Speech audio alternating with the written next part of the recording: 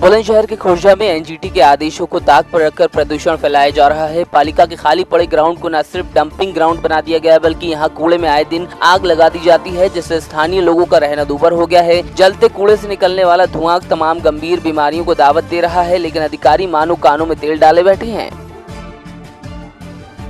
बीमारियां वगैरह और पोल्यूशन वगैरह काफ़ी परेशानी हो रही है। छोटे छोटे बच्चे स्कूल वगैरह जाते हैं, सड़कों पे कचरा वगैरह डाल के चले जाते हैं नगर पालिका वाले।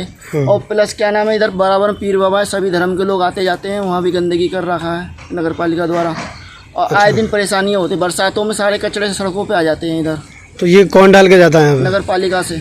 नगर पालिका से हाँ, फील्ड में किस तरह की परेशानी है इससे? इन्फेक्शन फैल रहा, सबको धुआं आग लगा जामे, धुआं फैल उठ रहा उसमें, तो सबका इन्फेक्शन फैल रहा, बच्चों का भी बड़े का भी। कहाँ से आ रही है गंदगी? कौन फेंक रहा है? वो कसाई भी फेंक रहे हैं, शहर से नगर पालिका से सगले शहर की गंदगी आ रही है। तो और किस तरह की परेशानी है इससे? बच्चों को बीमार हो रहे हैं, बच्चे वो भर्ती भी ना कर रहा डॉक्टर, इतनी बीमारी फैल रही है हमारे यहाँ। अच्छा, तो ये कूड़ा में आग न लगनी चाहिए, कूड़ा ही ना पड़ना चाहिए। तो ये जमीन स्कूल जामे बच्चे छोटे हमारे बच्चे वो नाले में गिर जामे। मुझे आपके माध्यम से और कुछ अन्य व्यक्तियों के माध्यम से बताया गया कि नगर पालिका के द्वारा जो भी कूड़ा एकत्र किया जाता है उसका सही प्रकार से डिस्पोजल नहीं किया जा रहा है। संज्ञान में आने के बाद मैंने ईओ खुर्जा नगर पालिका परिषद खुर्जा को निर्देशित किया है कि कहीं भी तितर बितर करके या बिना चिन्हित जगह पर कूड़े का डिस्पोजल नहीं करेंगे। मेरे द्वारा तहसील प्रशासन के द्वारा जिला प्रशासन के द्वारा अगौरा अमीपुर में कूड़ा घर बनाने हेतु ऑलरेडी एक ज़मीन की उपलब्धता करा दी गई है। अभी तक डंपिंग ग्राउंड नहीं बनाया जा सका है। मैंने उनको निर्देशित किया है जल्द से जल्द उसकी खाई खुदवा करके डंपिंग ग्राउंड बनाते हुए कूड़े को केवल और केवल उन्हीं चिन्हित जगहों पर डाला जाए जो कि नगर से दूर हो, जिससे कहीं बीमारी न हो, बाद में वो पुनः नालों में ना जाए, और साथ ही साथ किसी भी आवागमन या कहीं भी ऐसी जगह पर ना हो जिससे लोगों को दुर्गंध या कोई गलत उसका मैसेज जाए पब्लिक में। पूरी तरह से ख्याल रखा गया है और पुनः ईओ नगर पालिका परिषद खुर्जा को निर्देशित किया जाएगा कि इसका कड़ाई से अनुपालन सुनिश्चित करें। बुलंदशहर के खुर्जा में एक शख्स ने बेटे और पत्नी के साथ मिलकर सगे भाई को मौत की घाट उतार दिया। आरोपियों ने ईंट से कुचलकर हत्या को अंजाम दिया। बताया जा रहा है कि नींव भरने को लेकर दोनों पक्ष आमने सामने आ गए थे। वारदात के बाद से आरोपी फरार हैं। फिलहाल पुलिस ने शव को पोस्टमार्टम के लिए भेजा। आरोपियों की तलाश शुरू कर दी है। मथुरा में 3 साल का मासूम रेलवे ट्रैक पर मिलने से हड़कंप मच गया। बच्चे के गले में शर्ट से फंदा लगा हुआ था। स्थानीय लोगों ने पुलिस को सूचना दी और मासूम बच्चा पुलिस को सौंप दिया। उधर बच्चे की शिनाख्त का प्रयास किया जा रहा है। आशंका है कि किसी ने बच्चे का अपहरण कर मारने की कोशिश करने के बाद रेलवे ट्रैक पर छोड़ दिया। पूरा मामला राया थाना इलाके के मुसरिया गाँव के पास रेलवे ट्रैक का बताया जा रहा है। चंदौली में मुगलसराय कोतवाली पुलिस और स्वाट टीम ने संयुक्त कार्रवाई करते हुए भारी मात्रा में हरियाणा निर्मित अंग्रेजी शराब की खेप बरामद की। ये शराब तस्करी कर उत्तर प्रदेश के रास्ते बिहार ले जाई जा रही थी। लिहाजा मुखबिर की सूचना पर NH2 पर DCM से 1350 पेटी अवैध शराब बरामद की, जिसकी कीमत तकरीबन 65 लाख रुपए बताई जा रही है। पुलिस ने 5 शराब तस्करों को भी गिरफ्तार किया है। कौशाम्बी जिले में हाई टेंशन तार की चपेट में आने से 3 लोगों की मौत हो गई, जबकि 2 लोगों की हालत नाजुक बनी हुई है। नाराज ग्रामीणों ने चित्रकूट प्रयागराज मार्ग पर शव रखकर चक्का जाम किया। सूचना मिलने के बाद सदर SDM समेत भारी पुलिस बल मौके पर पहुंच गया। ग्रामीणों को समझाने का प्रयास किया जा रहा था, लेकिन 2 घंटे से लगे जाम की वजह से राहगीर परेशान हो रहे थे। पीलीभीत जिले में दिन दहाड़े एक वृद्ध की गोली मारकर हत्या कर दी गई। पूरा मामला पूरनपुर कोतवाली के मोहम्मदपुर गांव का है, जहां के रहने वाले वृद्ध किसी काम से जा रहे थे। तभी भगवंतापुरा के नजदीक अज्ञातों ने वृद्ध को गोली मारकर हत्या कर दी। जानकारी मिलने के बाद पुलिस मौके पर पहुंची और शव को पोस्टमार्टम के लिए भेजा। परिवार वाले किसी भी रंजिश से इनकार कर रहे हैं। फिलहाल पुलिस जाँच में जुटी है।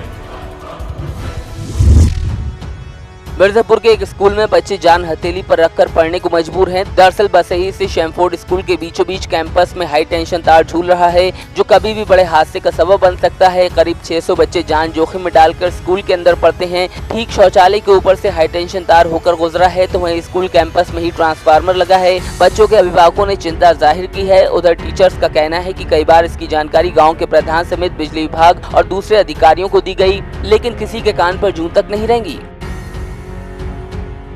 प्रॉब्लम है कि मान लीजिए कभी खेल कूद में गिर भी सकता है और मिस्टेकिंग भी हो सकता है। हाँ। यही प्रॉब्लम है, बहुत प्रॉब्लम है। तो आप लोग खबर सुनते हैं इधर उधर, तो उससे हाँ। क्या? उससे यही डर बना रहता है कि कभी भी गिर सकता है वो। हाँ। और एक तो डर लगता है, बच्चे पढ़ते हैं और यहाँ से हाई टेंशन तार गया है। हाँ। तो अगर ये सरकार के ओर से कोई व्यवस्था हो इसको हटाने की, हाँ। तो बहुत अच्छा रहेगा हम लोग को भी, गार्जियन को भी और स्कूल प्रबंधन को। तो मतलब आप लोगों के अंदर एक डर बना रहता जी। है कि बच्चे हैं और गिर जाए। जी जी। बच्चों को बहुत ही दिक्कत होगा, अगर कुछ भी हो गया तो बच्चे सब गुजर जाएंगे यहाँ से। और आप देख ही रहे हैं, सब पूरा गांव देख रहा है, लेकिन कोई बोल तो नहीं रहा है। नहीं, इसके लिए कोई प्रयास जैसे विद्यालय की तरफ से, स्टाफ की तरफ से सामने कोई प्रयास?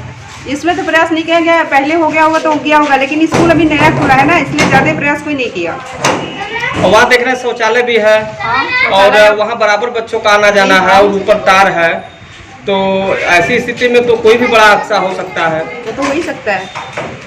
अरे टीचर भी जा रहे हैं, बच्चे ही थोड़े ना जा रहे हैं, वहाँ टीचर भी जा रहे हैं, किसी के साथ भी ऐसा हादसा हो सकता है। जनपद मिर्ज़ापुर में पिछले साल हमारे सामने एक प्रकरण आया था। जमालपुर विकासखंड के 27 स्कूलों के ऊपर से हाई टेंशन तार की खबर आई थी। हम लोगों ने सत्यापन कराया था और डीएम साहब के प्रयासों से उसमें पता चला कि 18 स्कूलों के ऊपर से हाई टेंशन तार जा रहा था। डीएम साहब ने ग्राम सभा से फंड ऑर्गेनाइज करा के पंचायतों से और उन विद्यालयों के ऊपर से तार हटवा दिया। और प्रमुख सचिव ऊर्जा महोदय ने ये निर्देश जारी किया है कि पूरे प्रदेश में, क्योंकि ये मॉडल अभियान था और जनपद मिर्ज़ापुर के डीएम साहब की अनूठी पहल थी, तो इसमें एक सर्कुलर जारी हुआ कि सभी ग्राम पंचायतों में इस तरह के काम किए जाएं। ग्राम पंचायतों के फंड से STLT तार हटाए जाएं। हमारे जनपद में भी हमारे DPRO साहब से बात हुई और बिजली विभाग के एक्सीएन साहब से भी हमारी बात हुई है। उन्होंने भी कहा है कि जिन जिन स्कूलों पे हम अपने विभाग की ओर से भी सर्वे करा के आपको दे देते हैं और पंचायतों के प्रयास से हम इसको करा लेंगे। तो कुछ अभी हटाया गया कि अभी हैं? बहुत सारे स्कूलों से हटा दिया गया है।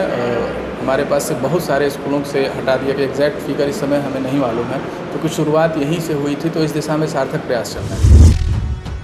गोंडा के प्राथमिक स्कूलों में किस तरह संवेदनहीनता बरती जाती है, इसका एक नजीर सामने आया है। कर्नलगंज तहसील के बाढ़ प्रभावित गांव नखारा में प्राथमिक स्कूल के बच्चे स्कूल का फर्नीचर मरम्मत के लिए ढोते नजर आए। बच्चों ने बताया कि प्रिंसिपल के कहने पर ये फर्नीचर बड़ई के पास मरम्मत के लिए लेकर जा रहे हैं। उधर प्रिंसिपल ने अपनी करतूत बच्चों पर मारते हुए कहा कि बच्चे अपने आप उठाकर ले जाते हैं, जबकि संवेदनहीनता की हद पार करने वाले BSA मनीराम सिंह को इसमें कोई हर्ज नहीं लगता। असल में भैया आज एक मीटिंग, अर्जेंट मीटिंग हो गई, तो यहाँ पर बैठने की आप देख ही रहे हैं यहाँ पे कैसी असुविधा हो रही है। 8-10 लोग आ गए और यहाँ पर 3-4 स्टाफ पहले से ही है। तो हमने इसलिए कहा बच्चों से कि मतलब बढ़ाई को बुला लाओ, तो बच्चे कह रहे हैं अरे हम छोड़ आएंगे। बच्चे मतलब यहाँ के बहुत ज़्यादा कामकाजी हैं। अच्छा, बच्चे कामकाजी हैं, यहाँ पे पढ़ने के लिए आते हैं, तो बच्चे सर पे लाद के लेकर के जा रहे थे। तो बच्चों से पूछा गया तो उन्होंने कहा कि यहाँ के टीचर हैं, उन्होंने भेजा है बनवाने के लिए। नहीं, असल में उसमें सिर्फ कील निकली थी, भाई कील लगवाने वो जा रहे थे और उसमें कोई समस्या नहीं थी। और असल में आपके प्रत्यक्ष रूप से यहाँ पे मीटिंग चल रही है, आप देख ही रहे हैं यहाँ पर बैठने का थोड़ा सा अभाव हो गया है इस टाइम। ये उनके घर पर हमारे बच्चे जो है घर पर भी स्कूल का ही ड्रेस पहनते हैं। अगर वो अपने घर के सामान को कहीं बनवाने, घर के सामान को नहीं, स्कूल का मेज और कुर्सी था, इसका वेरिफिकेशन तो अब तो अभी हुआ नहीं है। अगर बच्चे घर पर हैं और ये कुर्सी मेज बच्चों से उठेगा ही नहीं, हमारे प्राथमिक विद्यालय के बच्चों से कुर्सी मेज। वहाँ की मैडम ने कहा है उनका बाइट भी है, उनकी बाइट है। अगर ऐसी बात है तो अगर बच्चे इस लायक हैं, लेकर जाने लायक हैं और सहयोग कर रहे हैं, तो ये कोई बुरी बात नहीं। झांसी के मोड़ थाना क्षेत्र स्थित नेशनल हाईवे 27 पर स्थित टोल कर्मचारी को कार चालक ने टक्कर मार दी और बिना टोल दिए बैरियर तोड़कर फरार हो गया। आनंद फानन में टोल कर्मी को एम्बुलेंस से CHC ले जाया गया, जहां हालत नाजुक होने पर झांसी रेफर किया गया है। कार चालक की करतूत CCTV में कैद हो गई। फिलहाल टोल मैनेजर ने मोड़ थाने में लिखी शिकायत की है।